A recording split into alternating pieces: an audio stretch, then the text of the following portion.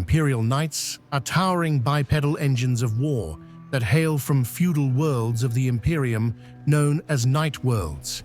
Each knight is piloted by a single noble pilot from within the Throne Mechanicum. Knights are defined by whom they are sworn in the service of. Notably, knights which are sworn to the Emperor are known as Questor Imperialis, and knights which are sworn to the Omnissiah are known as Questor Mechanicus. The knights themselves are operated from various Imperial Knight households, also known as Questoris Familia, which are scattered across the Knight worlds of the Imperium. Those entrusted to become pilots of knights are known as Knight Scions. The origin of the Knight households predates the Imperium by many millennia. The original Knight worlds were founded during the Dark Age of technology, settled by humanity in its first great stellar exodus. In an event dubbed the Long March, over the course of decades, colonization ships reached their pre-chosen worlds. When they arrived, however, they found often lethal wildlife and plant life alike, or devastating meteorological conditions.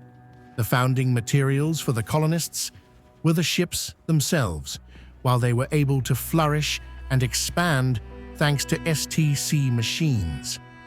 Among the creations of the STC during this time were the first knight suits, created to defend against predators and hostile Xenos when conventional forces failed. Knights were dozens of meters tall, but not as large as Titans, making them much more mobile and better for skirmishing and support roles. Furthermore, every knight was piloted from its Throne Mechanicum.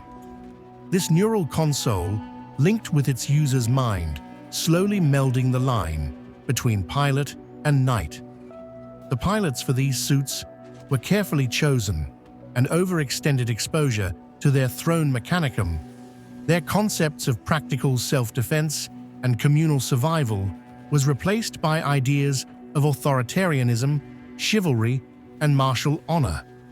Over the decades, a feudal system formed, and those protected by the knights increasingly became vassals to their masters. When the Dark Ages of technology came to a close and mankind fell into the Age of Strife, Mars sent out many expeditions of spacecraft, hoping to find remnants of human knowledge on other worlds. They found an anarchic galaxy where the ancient confederacy of interdependent human planets no longer existed. Most of the human worlds they discovered retained little of their old technology and had devolved into feudal states ruled by aristocratic nobles. These peoples often welcomed the tech priests as long-awaited saviors, and the tech priests settled among these feudal empires or knight worlds, choosing planets that were mineral-rich where they could rebuild their industries. They established contacts with the knights, trading with their worlds and investigating the ancient ruins where surviving technology could still sometimes be found. The knights provided manpower and security against enemies such as marauding orcs and land-hungry Eldar exodites. In return, the tech priests provided technical expertise and helped rebuilding their planets. Over the millennia, the Forge worlds became powerful, and the Knight worlds flourished under their wing. The tech priests and knights became mutually dependent, and each Forge world became the hub of an empire consisting of a Forge world and its surrounding Knight worlds. The knights learned much from the tech priests, and their societies were gradually transformed into technically sophisticated cultures. Many of the Forge worlds managed to maintain sporadic contact with each other, and the tech priests' obsession with knowledge ensured that discoveries on one world were distributed to others throughout the galaxy, including a number of advanced knight patterns made for different combat roles. During the early Great Crusade, the rogue trader militant Bastian Jeffers discovered the first Knight world, and many were subsequently sought out and assimilated into the fledgling Imperium.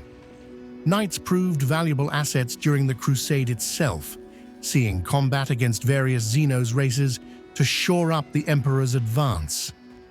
When the Horus heresy began, the traitors had subverted a number of knight houses, as they had with the other branches of the imperial military. Knights fought for both sides of the civil war, but after Horus was eventually defeated, imperial forces forced the traitorous houses from their knight worlds during the Great Scouring. These traitorous houses fled to the Eye of Terror and formed the basis of the modern chaos-aligned knight forces, also known as Demon Knights or Questor Traitoris. In the current age of the Imperium, loyal knights primarily fight alongside Imperial Titans and form a reserve of troops which can be called up into the Titan legions when required. Each knight is piloted by a noble of the knight worlds, these worlds having maintained their primitive feudal societies over the millennia, as the acquisition of technology enabled the warrior nobility to strengthen its position of power on their undeveloped worlds. There are thousands of knight houses across the galaxy. The knight worlds operate under a strict feudal system and are typically sworn to either the Adeptus Terra or Adeptus Mechanicus. Each world is led by either a single or number of knight houses, whose ranks are made up of nobles which pilot knight suits into battle. The highest of these and lord of the ruling house is often referred to as a High King Princeps. To become a knight pilot, one must undergo the grueling ritual of becoming. This ritual occurs when a noble of a knight house reaches their 18th year. Inside the house's sanctuary, they are connected to one of the vacant Throne Mechanicum. They are then left, typically for a full night, alone. The young aspirant must wrestle with the energies of the Throne Mechanicum, attempting to imprint their psyche upon it without being overwhelmed by its cerebral engrams in turn. Sometimes the process is enough to drive the aspirant mad. Other times, they are killed outright. Those who survive are forever changed, their childhood left behind, and the mantle of knighthood now resting heavily upon their shoulders. The event is viewed with great honor and solemnity within the houses. Knight houses sworn to the Adeptus Terra are led by a high monarch. Directly beneath them are a number of barons, which each rule a fief of territory. While all barons owe allegiance to their king or queen, all are not equal, and some have different ranks. The baronial rank of King's Ward, signified by a pair of crossed swords, protects his liege on the field and at court. Others may serve as the king's herald or the gatekeeper of his fortress. Regardless of role, each baron in turn controls a number of knightly vassals, which operate alone or in formations known as lances.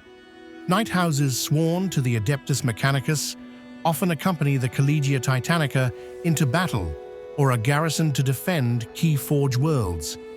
Their organizational structure is similar to those houses sworn to the Adeptus Terra, with each being led by a princeps, who commands barons which can hold a variety of titles.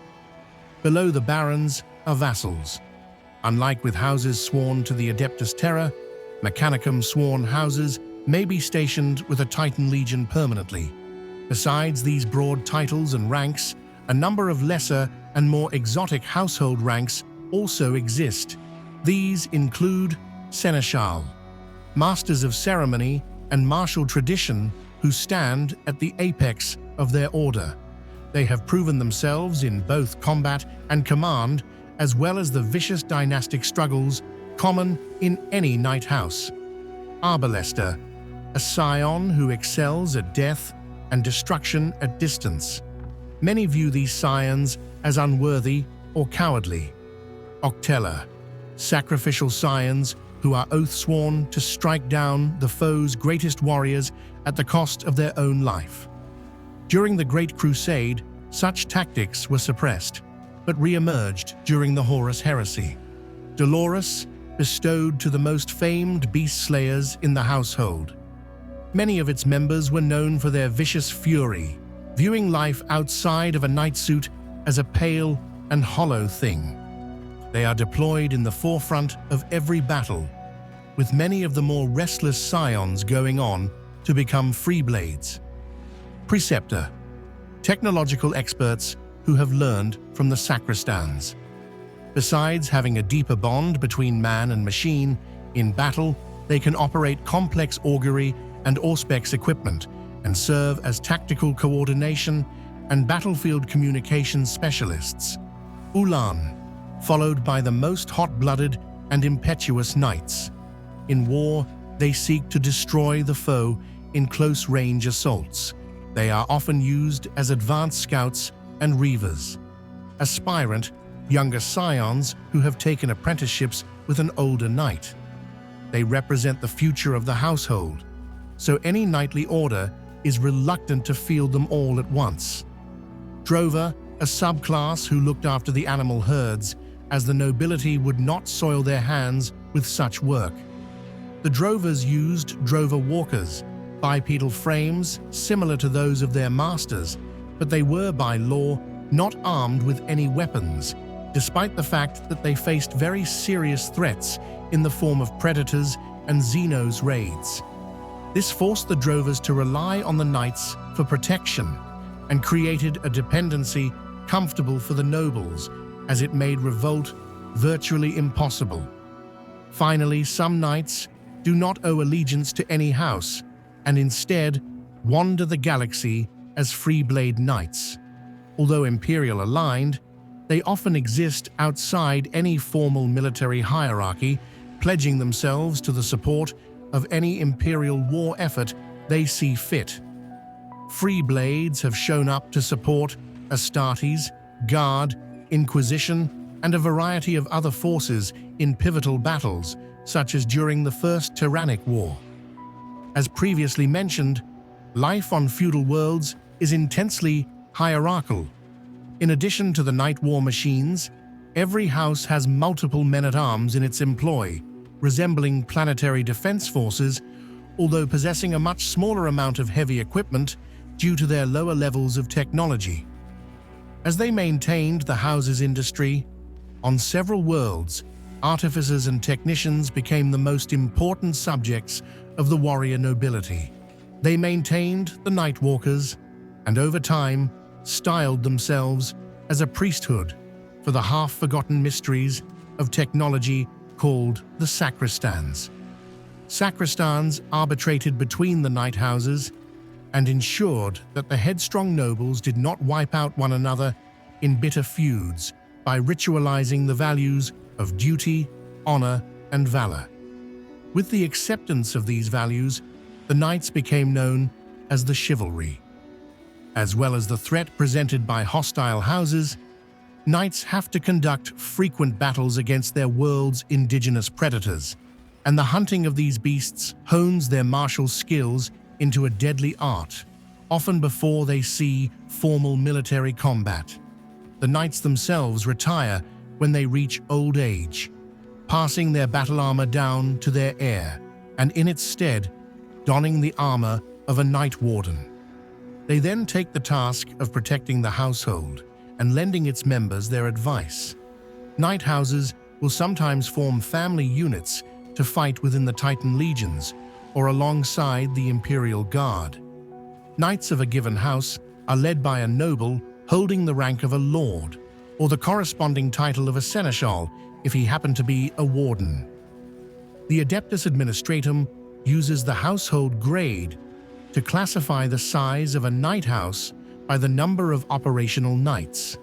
For instance, House Vironi was given the household rating of Primus Bellicosa, a rating denoting the high number of knights the house was able to field when the estimate of fieldable knights was 500 or so. When a further audit was conducted, the number was placed at roughly 600, making it the largest knight house known to be operating along the eastern fringe.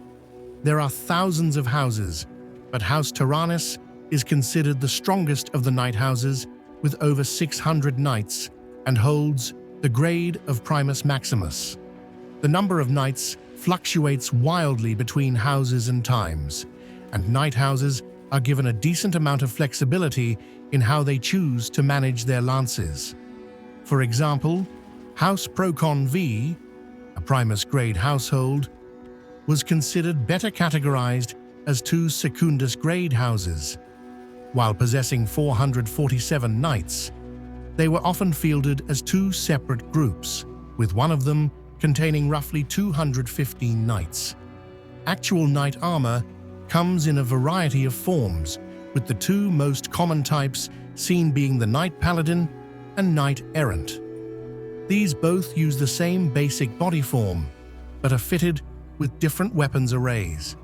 However, all Imperial Knights are protected by thick adamantium armor and potent field generators called ion shields.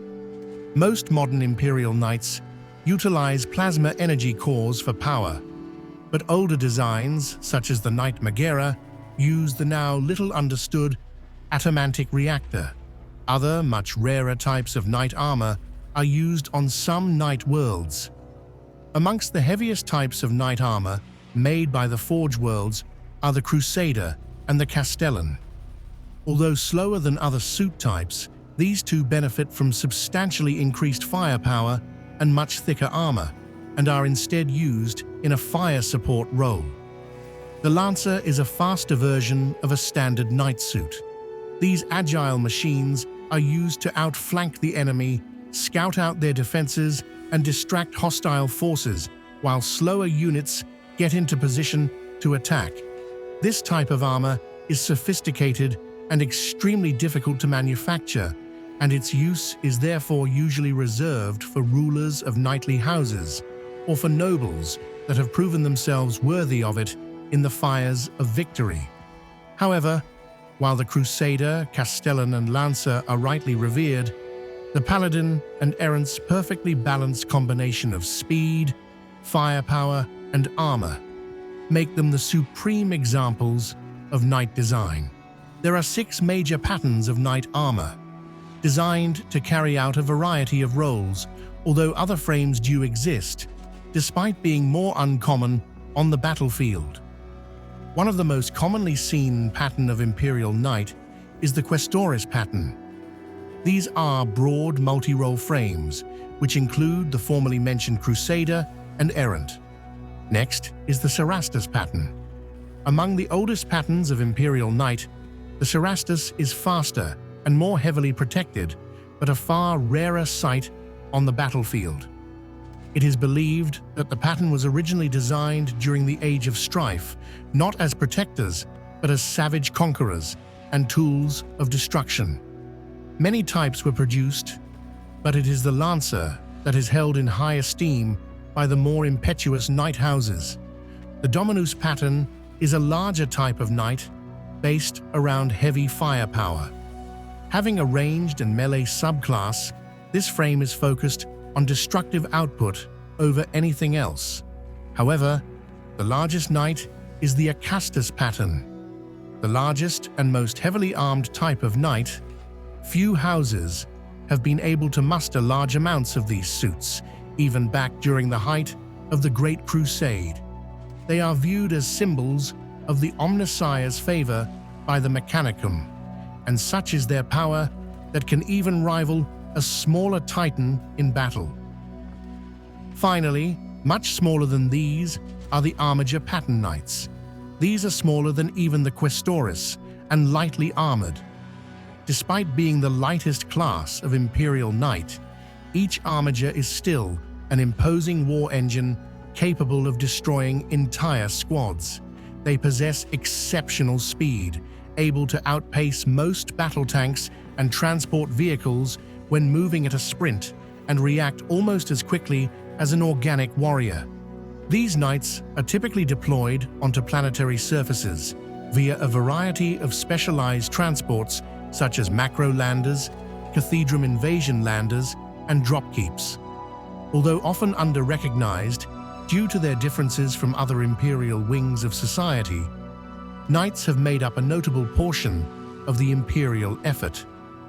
Even now, as the Great Rift opens, Knights fight alongside various Imperial forces to repel chaos and Xenos threats across besieged Imperial territory. Thank you for listening to this entry from the Warhammer 40,000 Lexicanum.